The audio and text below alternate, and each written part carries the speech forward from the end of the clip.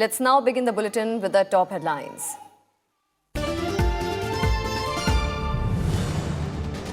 Prime Minister Narendra Modi and his Bhutanese counterpart Lotay Tshering hold bilateral talks in Thimphu.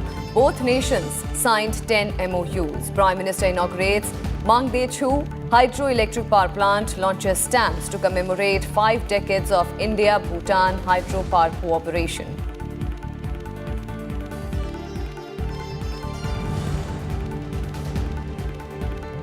In Kashmir Valley, over 50,000 landline phones made operational. Services restored in 17 telephone exchanges. Restrictions relaxed in 35 police stations. Low-speed 2G mobile internet services restored in 5 districts of Jammu region. Schools and colleges to reopen area-wise next week in Kashmir.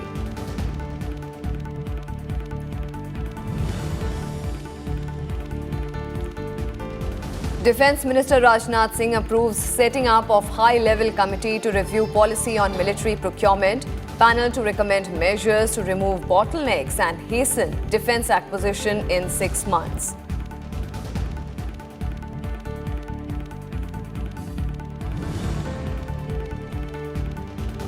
Torrential rains lashed northern states. Alert sounded in Punjab after the release of excess water from Bhakra Dam. Yamuna nears danger level in Delhi. In Andhra Pradesh, Krishna River floods 87 villages and hundreds of acres of farmland in 2 districts.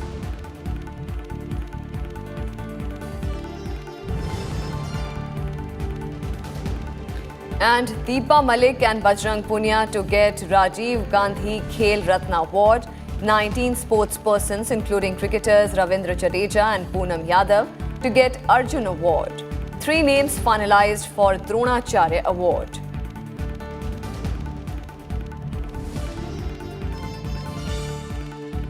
Our top story, India and Bhutan on Saturday signed 10 agreements. The MOUs in the field of space research, aviation, IT, power and education were agreed by Prime Minister Narendra Modi and his Bhutanese counterpart Lotay Tshering. Both leaders also held delegation-level talks on defence, security and development issues.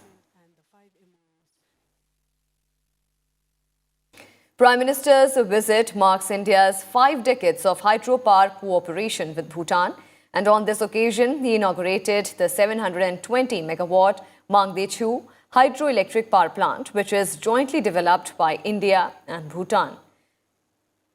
The Prime Minister launched RuPay card in Bhutan by making a purchase at Sinthoka zone. The 2 leaders also jointly inaugurated the Ground Earth Station and SATCOM network developed with assistance from ISRO and utilization of South Asia satellite in Bhutan. Bhutan नरेशों की बुद्धिमत्ता और दूरदर्शिता ने बहुत लंबे समय से हमारे द्विपक्षीय संबंधों का मार्गदर्शन किया है।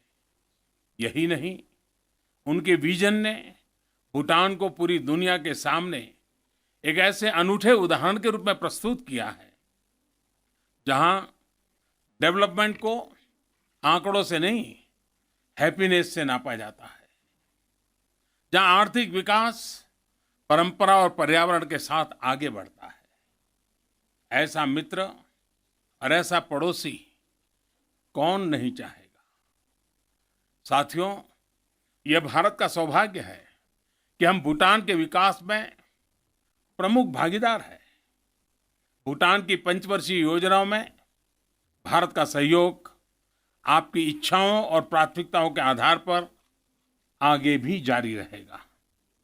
साथियों, हाइड्रो पावर हमारे दोनों देशों के बीच सहयोग का महत्वपूर्ण क्षेत्र है।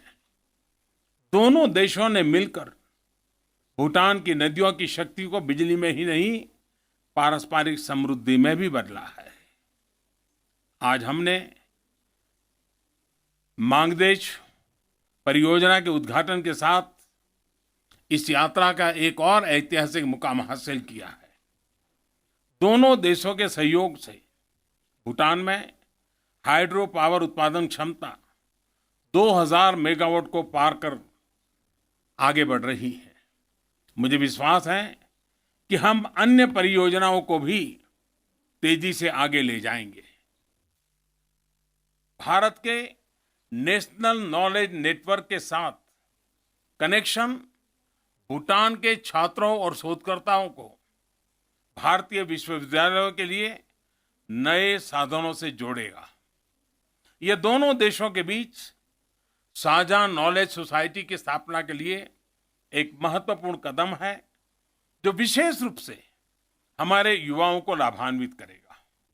रॉयल भूटान यूनिवर्सिटी और भारत के आईआईटीज और कुछ अन्य टॉप शिक्षण संस्थाओं के बीच सहयोग और संबंध शिक्षा और टेक्नोलॉजी के लिए आज की आवश्यकताओं के अनुरूप है।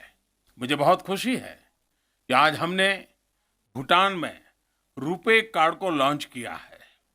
इससे डिजिटल भुगतान और व्यापार तथा पर्यटन में हमारे संबंध और बढ़ेंगे। हमारी साझा आध्यात्मिक विरासत और मजबूत पीपल टू पीपल संबंध हमारे संबंधों की जान है। इसे ध्यान में रखते हुए नालंदा विश्वविद्यालय में भूटान के लिए पोस्ट ग्रेजुएट स्कॉलरशिप को 2 से बढ़ाकर 5 किया जा रहा है। With a very close friend, a friend who cares, a friend who means a lot to us.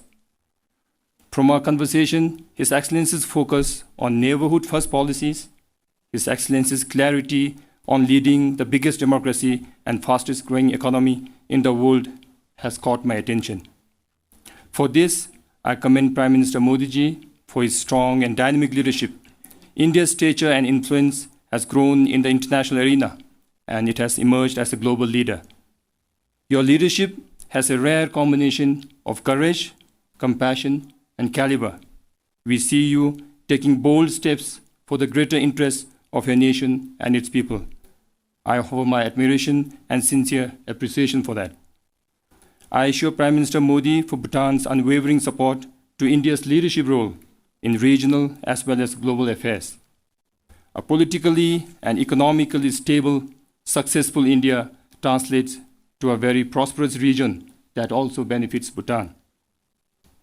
I'd like to convey my deep appreciation to Prime Minister, your government, and people of India for your continued support in Bhutan's socio-economic development. The Mangdechu hydropower project, other programs, and the MOUs that we exchange today will go a long way in realizing our shared goals. Prime Minister Narendra Modi arrived in Bhutan on a 2-day visit, during which he will hold talks with Bhutanese leaders to further deepen the bilateral ties between the two countries. Bhutanese Prime Minister Lotay Tshering received Prime Minister Narendra Modi at the Paro airport. Prime Minister Narendra Modi was accorded a guard of honor on his arrival. Prime Minister then went to the Royal Palace to meet Bhutanese King Jigme Khesar Namgyal Wangchuk, where he inspected the guard of honor. The top leadership of both the countries are expected to ink MOUs.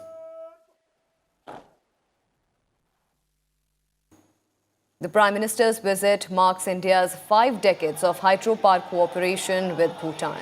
Prime Minister Modi's visit to Bhutan is significant because the government's neighborhood first policy. The Prime Minister also met people from the Indian community who received him with great enthusiasm.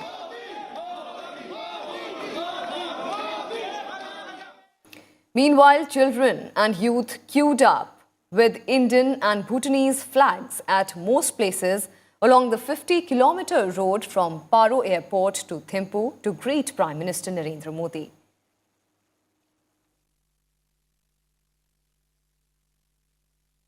And for more on this, we'll go across to our correspondent Akhilesh Suman, who is joining us live from the newsroom. Akhilesh, as part of his neighborhood first policy, Prime Minister Narendra Modi is on a 2-day visit to Bhutan. Today, 10 important agreements and MOUs have been signed between the two countries.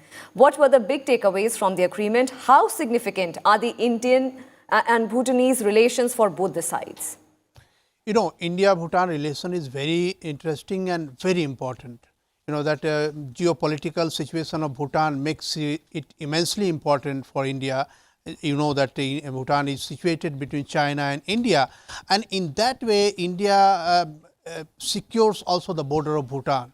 You remember that Bhutanese don't have diplomatic relations with China, and China tries to put pressure on Bhutan in some way or other to negotiate borders, Bhutan borders on Chinese terms, but Bhutan has not agreed till now. So, I think in a way that India's relationship with Bhutan is very strategic. But other than that, Bhutan also is one of the biggest supplier of hydroelectricity to India, and it is the strength of Bhutan that it knows that how to use water for the benefit of its own people, and in that way Bhutan understands that what importance it has to give to India.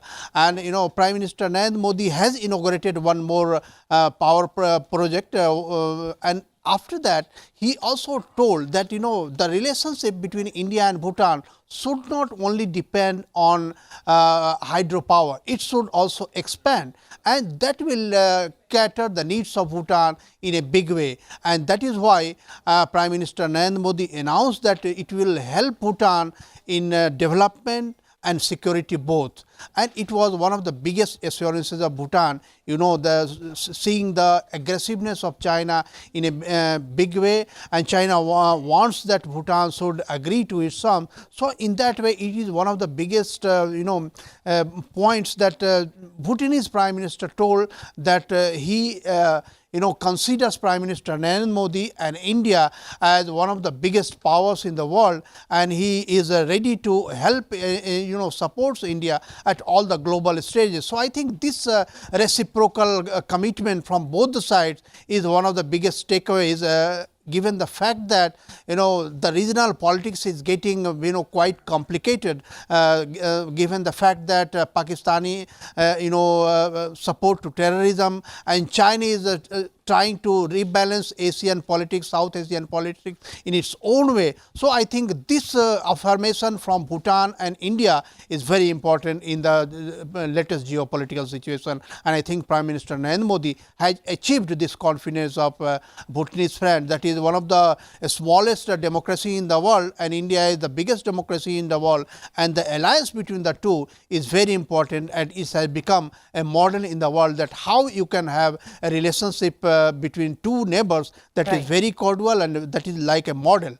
And the microeconomic thing, that RuPay card you see, RuPay card is further gelling the relationship between India and Bhutan to the extent that the confidence, the credit, the microeconomy, that will also gel together between India and Bhutan, and India has assured that it will give 400 crore extra rupees to Bhutanese businessmen to export to India. So, it is also gelling a factor between India and Bhutan other than hydroelectricity. So, I think it is very important visit of Prime Minister Narendra Modi in his second term, Absolutely, Akhilesh. Thank you so much for joining us and giving us all those latest details on the visit of Prime Minister Narendra Modi to Bhutan. Moving on to some more developments, restrictions on the movement of people were eased and landline phone services restored in some areas of Kashmir Valley on Saturday. Restrictions were relaxed in 35 police station areas of Kashmir. Out of the total 96, 17 telephone exchanges have also been made functional in the valley.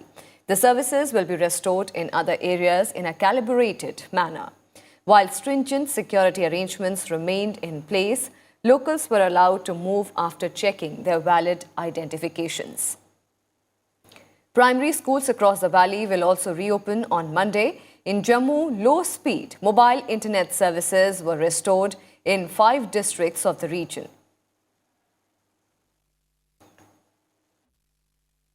Half of the total exchanges in the valley are made functional, and carrying forward this process, we hope that by tomorrow evening, barring a very few vulnerable areas or exchanges, all the telephone exchanges in the Kashmir Valley shall be made functional. The Jammu region, landlines, mobiles are already functional. We have also opened up mobile internet with some functionality in at least 5 districts and shall be successively and in a calibrated manner opening up other areas as well. Today you see 35 police stations areas have been relaxed. Among that 35, 15 from North Kashmir, 10 in Central Kashmir and 15 in South Kashmir. So we are keeping a track of the events, we are keeping a track of the nature of the problem, and I'm sure the local level decision is competent to handle these issues. An army soldier was martyred on Saturday as Pakistan violated ceasefire by resorting to mortar shelling and small arms firing. Lance Nayak Sandeep Thapa, a resident of Dehradun, sustained fatal injuries in the Pakistani firing in Naushera sector of Rajouri district.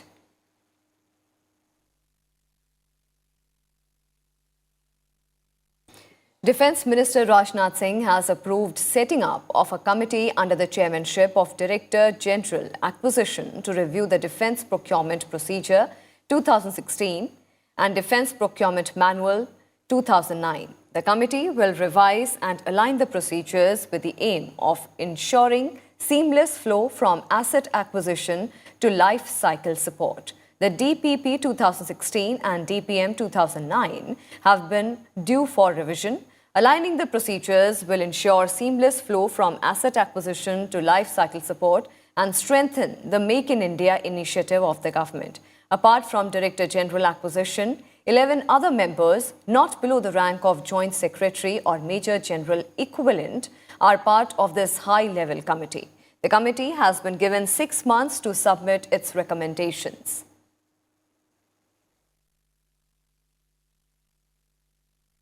And with that, we'll slip into a very quick break. More news and updates on the other side. Stay with us.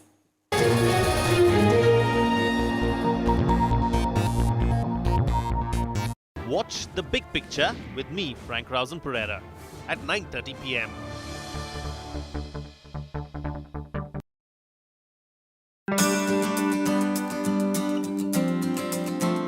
What are some key legislations introduced in Rajya Sabha? Some of the key legislations introduced in Rajya Sabha are the Hindu Marriage and Divorce Bill 1952, the Hindu Succession Bill 1954, the Medical Termination of Pregnancy Bill 1969.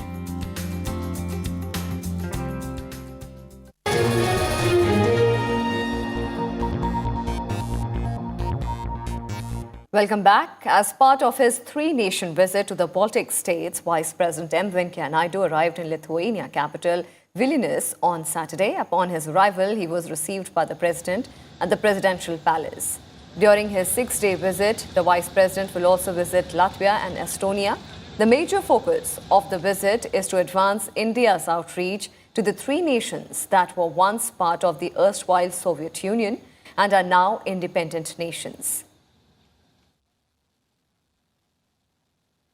I had extensive discussion with the President this evening on all important aspects of our bilateral relationship as well as global and regional issues of common interest. We expressed our commitment to further build on strong, long-standing friendly ties between both of our countries. India and Lithuania are on the path of economic reforms to realize the goal of socio-economic development of our people. We agreed to enhance cooperation in areas such as agriculture, food processing, information technology, financial services, and also financial technology, among others. India is one of the fastest growing economies in the world, presents opportunities for win-win partnership between Lithuania and India entrepreneurs in multiple sectors.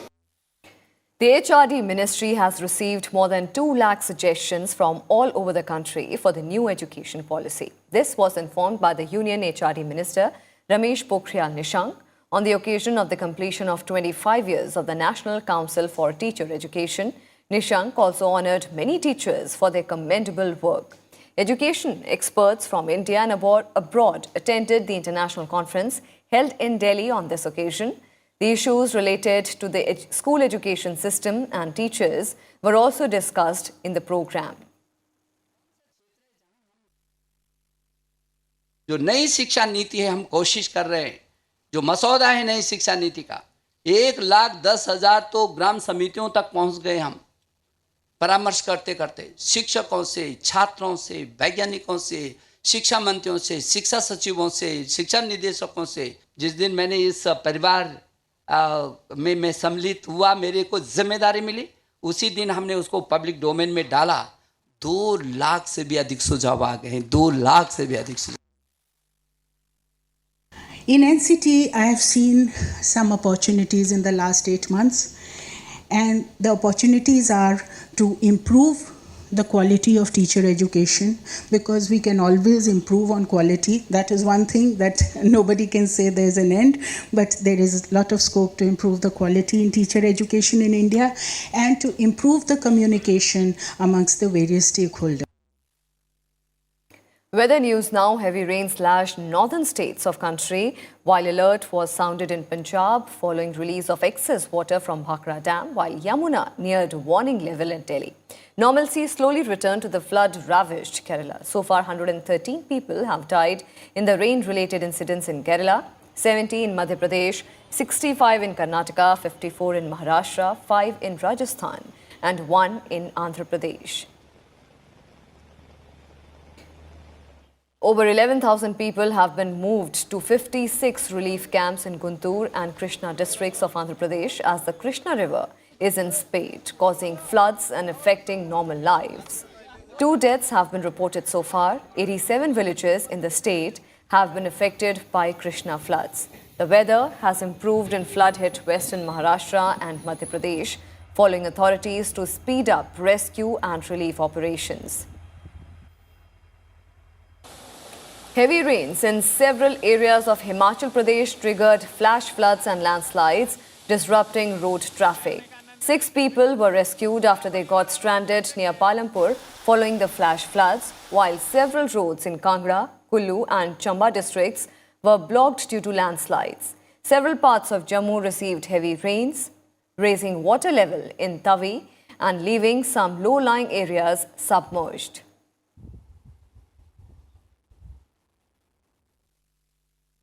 And some other developments, 5 Rajya Sabha members were elected unopposed to the Parliamentary Joint Committee on Office of Prophet this week. The Joint Committee is constituted in pursuance of a government motion adopted by Lok Sabha and concurred in by Rajya Sabha. It consists of 15 members. 10 members are elected from Lok Sabha and 5 members from Rajya Sabha. Take a look at all the details in this report.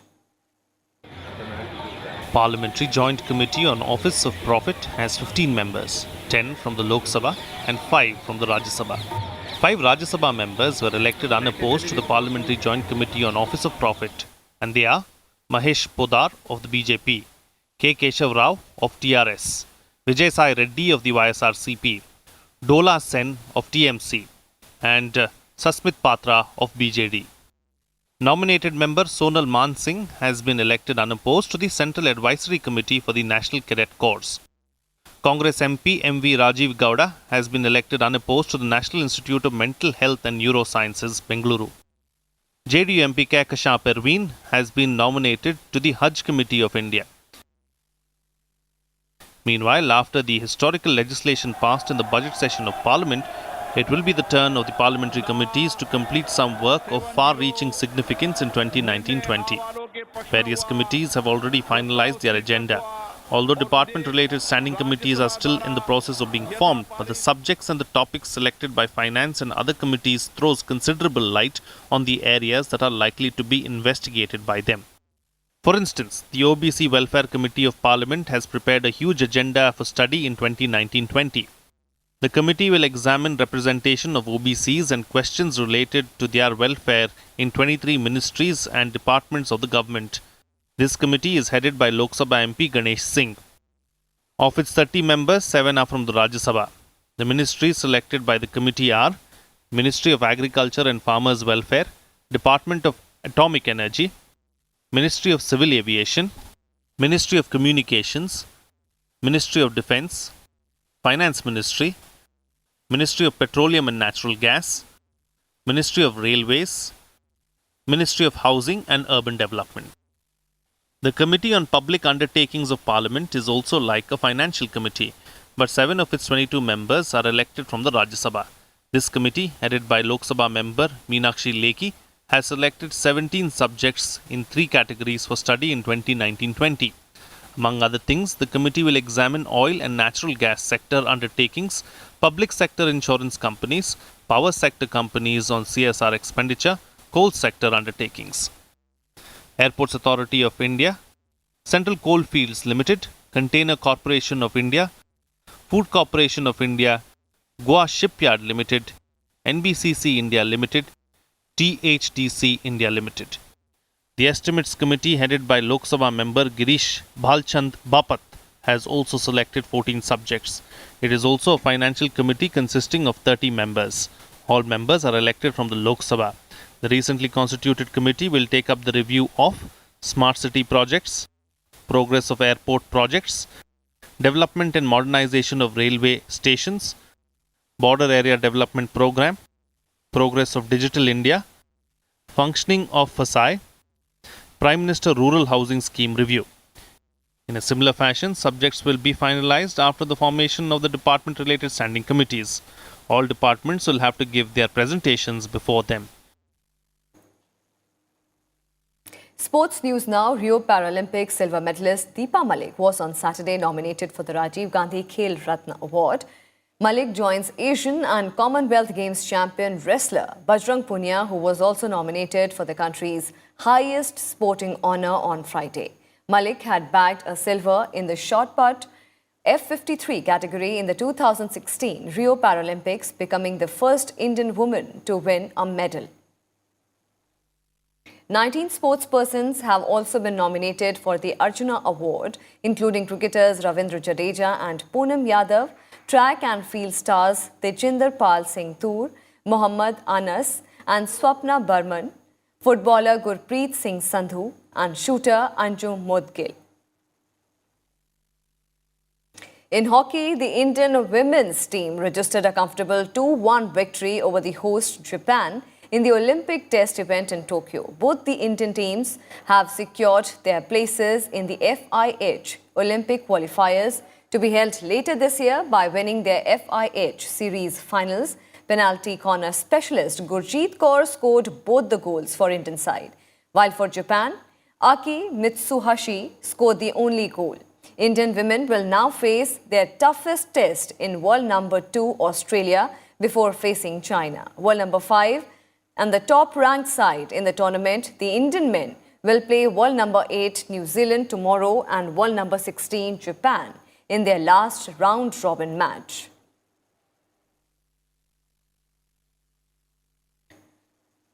An orphaned baby dugong rescued in Thailand earlier this year has died due to pieces of plastic clogging her digestive system. The dugong, whom Thais had fondly named Mariam, had been under the care of Thai authorities since she was found stranded on beach in April. They had fed her milk and seagrass before releasing her back into the ocean. Mariam's death gives a face to the tragedy that we humans are piling on other organisms on Earth by our indiscriminate use of plastic. Maybe it will be a jolt that we all need to say no to plastic. You picture this as we take your leave. Namaskar.